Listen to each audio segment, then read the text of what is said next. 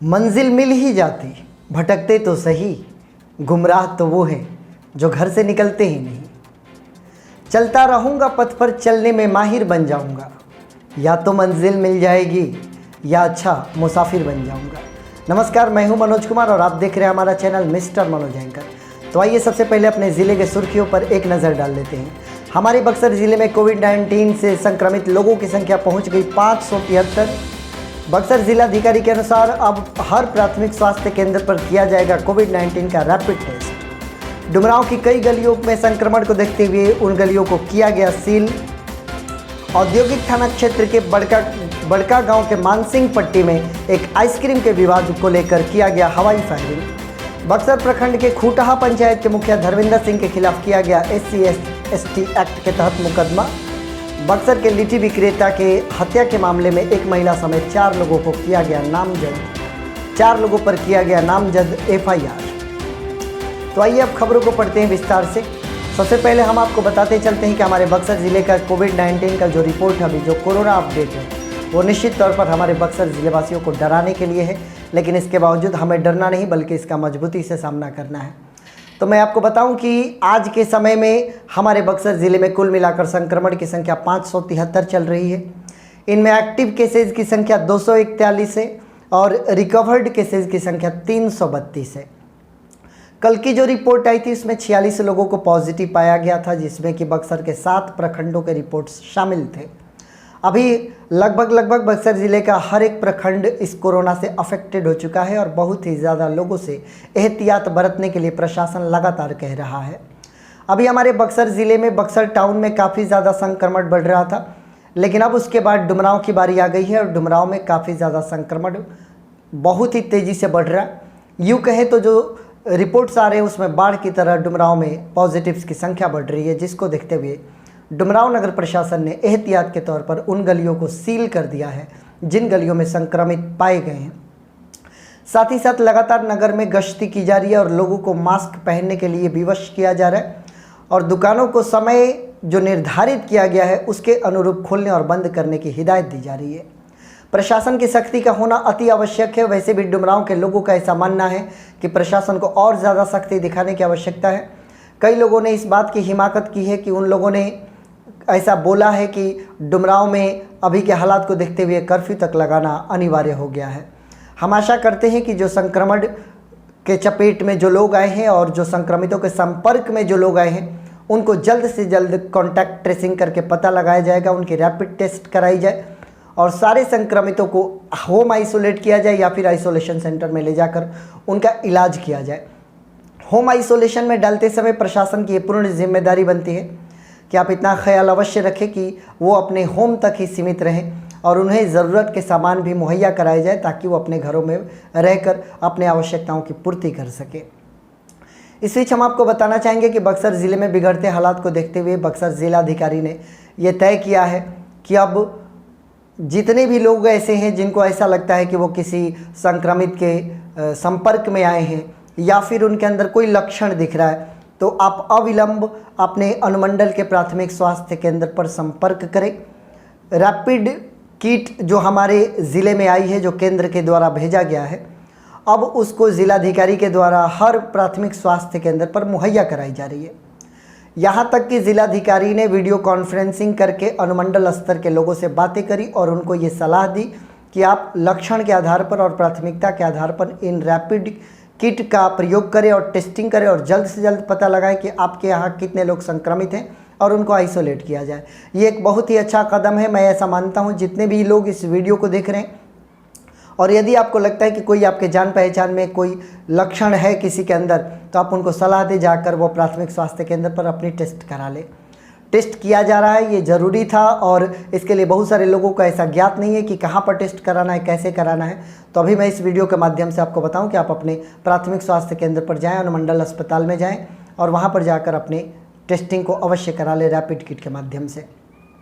जिलाधिकारी के इस कदम की हम सराहना करते हैं और यह अति आवश्यक था। इस बीच एक बहुत ही दुखद खबर निकल कर आ रही है, कुछ ऐसा जिसकी हम जल्दी उम्मीद नहीं करते हैं।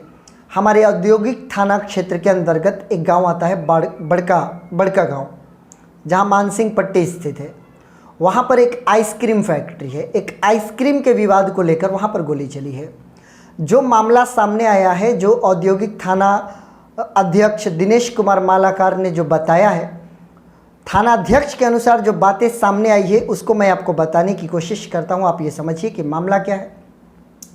मानसिंह पट्टी निवासी एक व्यक्ति हैं जिनका नाम है जटुली तुरहा।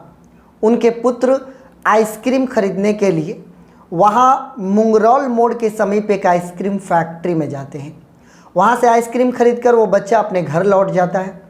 लेकिन उसके घर लौटने के पश्चात जो आइसक्रीम फैक्ट्री के संचालक हैं टुनटुन मिश्रा, उनके जो पुत्र हैं अमरनाथ मिश्रा, उनको ऐसा संदेह होता है कि उस बच्चा ने आइसक्रीम चुराया है।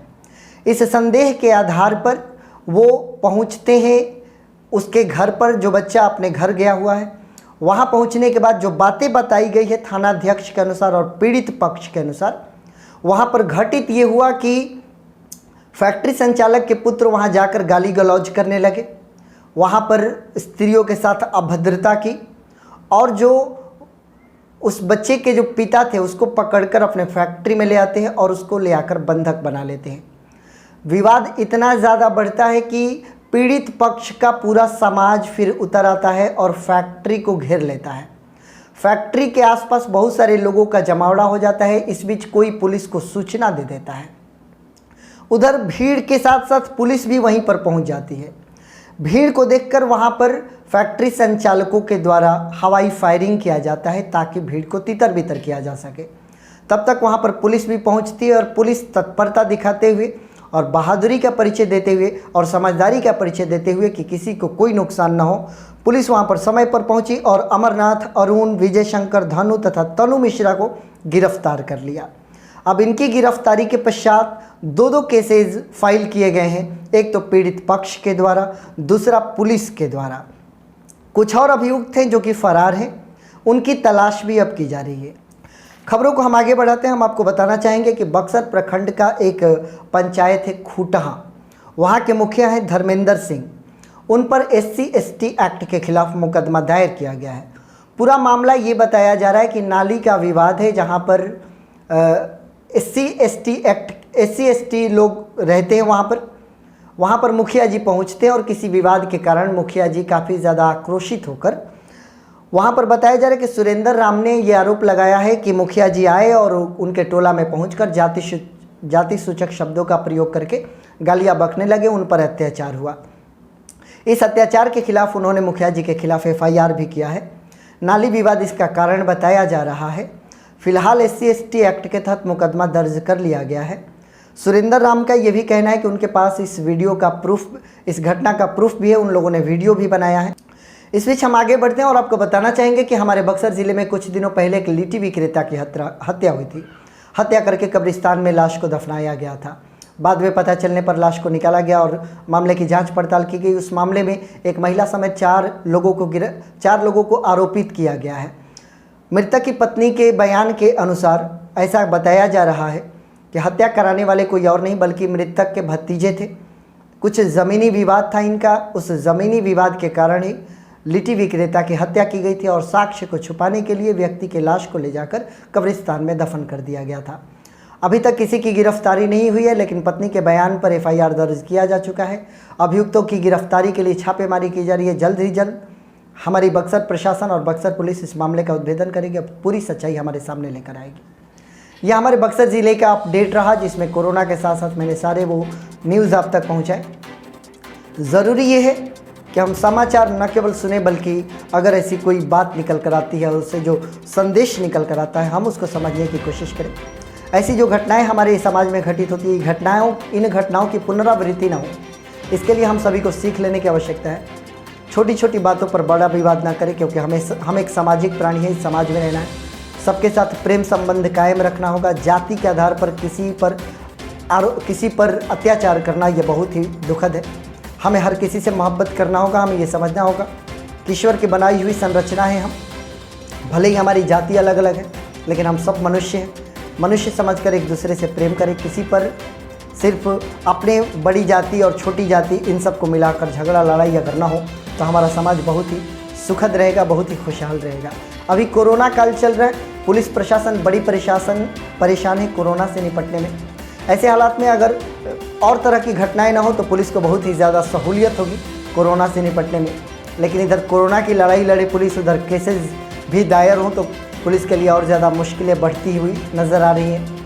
आइए इस कोरोना के काल में हम अपने आप को बनाए रखें, सुरक्षित रखें। बहुत ही ज़्यादा संक्रमण बढ़ रहा है, इसलिए जिस गांव और गली में आप रहते हैं आप अपने आप को सकुशल रखने का प्रयास करें। आप हमारे साथ जुड़े हैं, इसके लिए आप सभी का बहुत बहुत धन्यवाद। हम कोशिश करते रहेंगे और आप तक बक्सर अपडेट हमेशा पहुंचाते रहेंगे। Thank you so much.